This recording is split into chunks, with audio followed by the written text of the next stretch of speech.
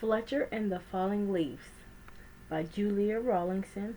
Illustrations by Tiphanie Beeke.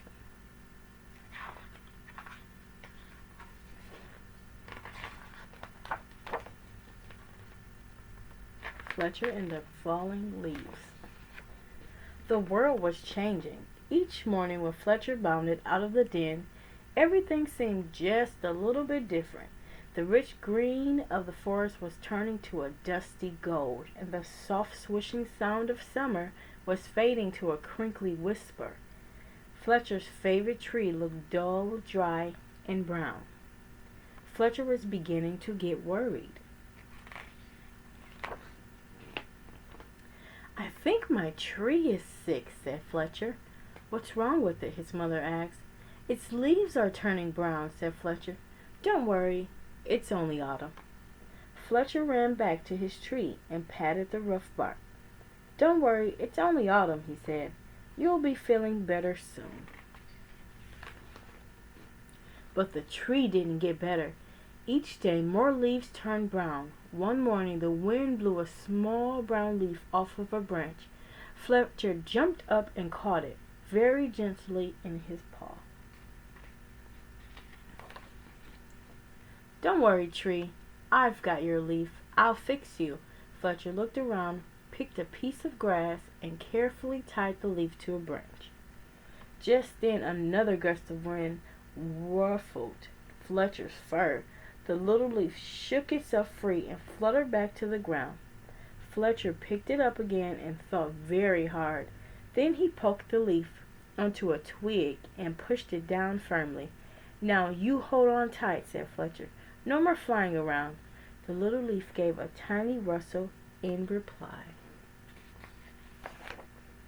The next day a strong wind was blowing through the forest. Fletcher rushed out of the den and ran all the way to his tree. Lots of branches were bare, and little lost leaves spun everywhere. "Don't worry, tree. I'll catch them for you, I promise."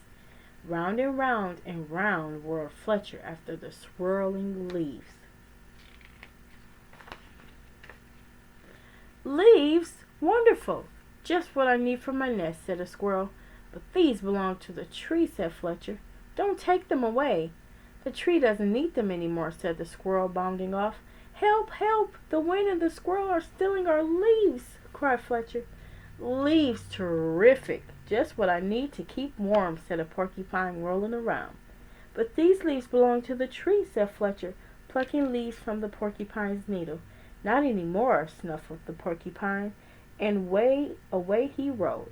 "Help! Help! The wind, the squirrel, and the porcupine are stealing our leaves!" cried Fletcher.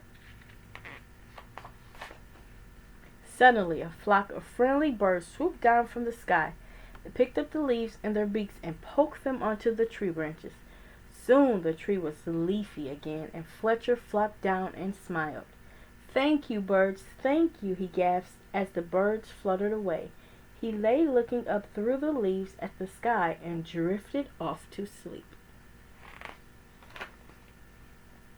But the wind continued to blow and the branches still danced. The leaves shivered and shook themselves and began to wriggle free. They tossed and turned and twitched and twirled and tumbled to the ground. They brushed Fletcher's ear and nose and filled his dreams with a whispering sound. When Fletcher finally woke up, he couldn't believe his eyes. Instead of a roof of dancing leaves, all he could see were bare branches against the sky. "Oh, tree, I'm sorry," gulped Fletcher. "All your leaves are gone."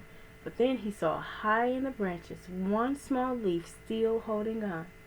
"I won't let the wind steal that one," said Fletcher, and he began to climb. He crawled along to the last leaf and held it firmly onto its branch. All day long the wind blew, the branch bounced, and Fletcher held tight. "I'll stay with you, leaf," he said.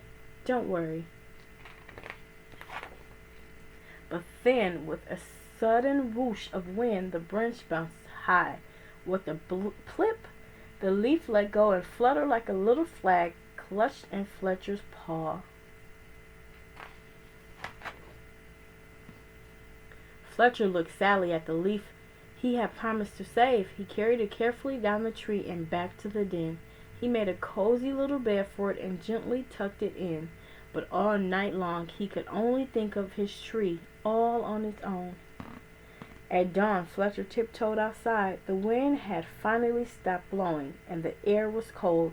The moon still hung in the clear sky, and pale stars glimmered. As he came to his favorite tree, Fletcher saw a magical sight.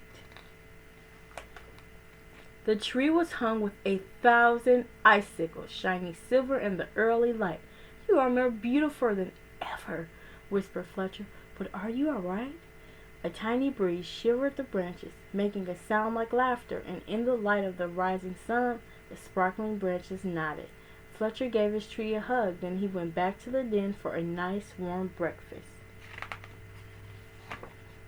The end.